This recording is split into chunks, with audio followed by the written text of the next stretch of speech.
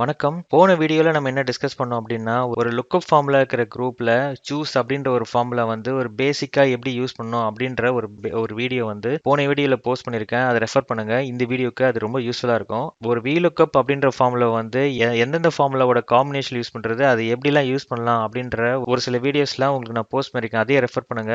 So இந்த வீடியோல நம்ம என்ன டிஸ்கஸ் பண்ண போறோம் அப்படின்னா, ஒரு VLOOKUP பார்த்தீங்கன்னா லெஃப்ட்ல இருந்து ரைட்ல மட்டும் தான் மூவ் ஆகும். ஸோ அதே மாதிரி ஒரு ரேஞ்ச் நம்ம செலக்ட் பண்றோம் அப்படின்னா அந்த ஸ்பெசிபிக் ரேஞ்சை மட்டும் செலக்ட் பண்ணி உங்களால வந்து VLOOKUP ரிசல்ட் எடுத்துன்னு வர முடியாது. சூஸ் அப்படின்ற நம்ம ஃபார்முலா ஏற்கனவே டிஸ்கஸ் பண்ணோம் பாத்தீங்களா? ஸோ அந்த சூஸ் ஃபார்முலா வழியா ஒரு VLOOKUP எப்படி வந்து ரீடைரக்ட் பண்ணி உங்களுக்கு ரிசல்ட் எடுத்துன்னு வர்றது அப்படின்றது தான் இந்த சினாரியோட அப்ஜெக்டிவ். ஒரு சூஸ் அப்படின்ற ஃபார்முலா நான் போடுறேன். சூஸ்ன்னு பாத்தீங்கன்னா ஃபர்ஸ்ட் 1 அப்படின்னு போடுறேன். இது வந்து இண்டெக்ஸ் நம்பர். நார்த் வந்து ஃபர்ஸ்ட் பொசிஷன்ல இருக்கு. இப்போ நான் 2 மென்ஷன் பண்ணா ஈஸ்ட் அப்படின்ற செகண்ட் பொசிஷன்ல இருக்கு பாத்தீங்களா? ஸோ இது வந்து உங்களுக்கு வேல்யூவா எடுத்துன்னு வருது. ஸோ வேல்யூவா இல்லாம உங்களால வந்து ரேஞ்சா கூட இந்த சூஸ் ஃபார்முலாவை ரீடைரக்ட் பண்ணி ஒரு VLOOKUP ஃபார்முலாக்கு இன்புட் கொடுக்கலாம் ஒரு ரேஞ்சுக்கு. உங்களுக்கு 2 ரேஞ்ச் தேவை அப்படின்னு வச்சுக்கோங்களேன். இந்த பட்டர்ஃப்ளை பிராக்கெட் அடிஷனலா ஓபன் பண்ணிட்டு 1, 2 நம்மளுக்கு 2 ரேஞ்சில் வேலை இருக்கு. ஸோ அதனால 2 கொடுத்துட்டு காமா. ஸோ வேல்யூன்றது வேல்யூ மட்டும் போடாம நம்மளால ரேஞ்சா கூட செலக்ட் பண்ண முடியும். ஸோ ரேஞ்சஸ் நான் செலக்ட் பண்றேன். இது first range. Second range left to right மட்டும் தான் VLOOKUP மூவ் ஆகும். இந்த சூஸ் ஃபங்க்ஷனை யூஸ் பண்ணி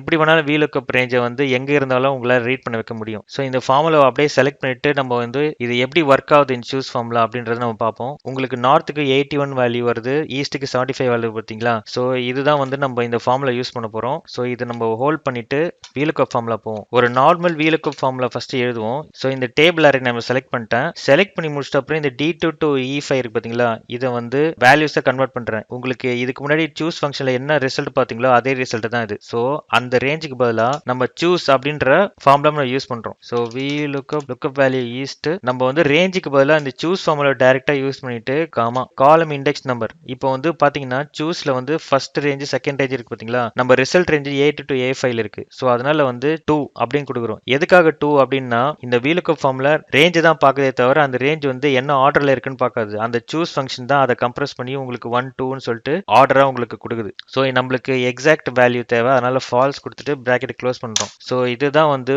ஒரு சூஸ் ஃபங்க்ஷனை யூஸ் பண்ணிட்டு VLOOKUP வந்து எப்படி ரீடைரக்ட் பண்ணி உங்களுக்கு ரேஞ்சை வந்து வேற டைரக்ஷன்ல, அதாவது லெஃப்ட் டு ரைட் இல்லாம ரைட் டு லெஃப்ட் கேப் இருந்தா கூட உங்களுக்கு இந்த ரிசல்ட் எப்படி எடுத்துட்டு வருது அப்படின்ற ஒரு பேசிக் அண்டர்ஸ்டாண்டிங் இந்த வீடியோ. ஸோ இதே மாதிரி வேற சினாரியோட நான் உங்களுக்கு நெக்ஸ்ட் வீடியோல போஸ்ட் பண்றேன். ஸோ இந்த வீடியோ உங்களுக்கு யூஸ்ஃபுல்லா இருக்கும்னு நினைக்கிறேன். நன்றி.